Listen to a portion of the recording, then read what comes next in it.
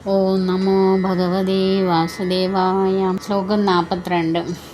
യാമിമാം പുഷ്പിതാം വാചം പ്രവദന്ത്യ വിപശ്ചിതാം വേദവാദരതാ പാർത്ഥ നാന്യദസ്തീതി വാദിനഃ. ശ്ലോകം 43.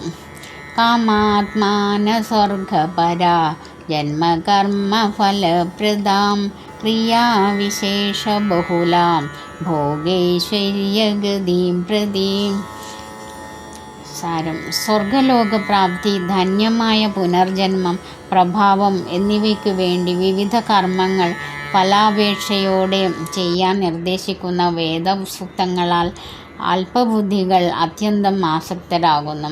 ഇന്ദ്രിയ സുഖപൂർത്തിയെയും ഐശ്വര്യ ജീവിതത്തെയും ആഗ്രഹിക്കുന്ന അവർ അവയേക്കാൾ ഉത്കൃഷ്ടമായ ഒന്നുമില്ലെന്ന് വാദിക്കുന്നു. ഭാവാർത്ഥം: സാധാരണ മനുഷ്യർ സ്വതവേ വളരെ ബുദ്ധിമാന്മാരല്ല. അറിവില്ലായ്മ കാരണം വേദങ്ങളുടെ കർമ്മകാണ്ഡങ്ങളിൽ നിർദ്ദേശിക്കപ്പെടുന്ന ഫലോച്ഛാപൂർവകങ്ങളായ കർമ്മങ്ങളാൽ അവർ എത്രയും ആസക്തരാകുന്നു. ഭൗതികൈശ്വര്യ സമൃദ്ധിയും സ്ത്രീകളും മദ്യവും വേണ്ടുവോളമുള്ള സ്വർഗത്തിലെ ഇന്ദ്രിയസുഖം തികഞ്ഞ ജീവിതത്തെ കവിഞ്ഞ് ഒന്നും അവർ ആഗ്രഹിക്കില്ല.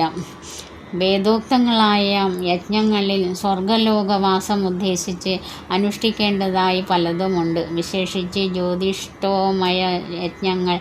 വാസ്തവത്തിൽ സ്വർഗേച്ഛുവായ ഏതൊരാളും ഇവ ചെയ്തിരിക്കണമെന്നത്രേ വിധി.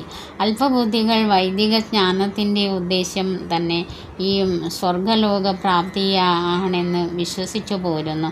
അനുഭവജ്ഞാനം കുറഞ്ഞ അക്കൂട്ടർക്ക് കൃഷ്ണാവബോധത്തോടെ സുനിശ്ചിത കർമ്മത്തിൽ മനസ്സുറപ്പിക്കാൻ പ്രയാസം കൂടും. ഫലമെന്തെന്നറിയാതെ മൂഢന്മാർ വിഷവൃക്ഷത്തിൻ്റെ പൂക്കളാൽ ആകൃഷ്ടരാകുന്നത് പോലെ അജ്ഞാനികളായ മനുഷ്യർ സ്വർഗീയമായ ഐശ്വര്യത്താലും അവിടെയുള്ള സുഖഭോഗങ്ങളാലും ആകർഷിക്കപ്പെടുന്നു.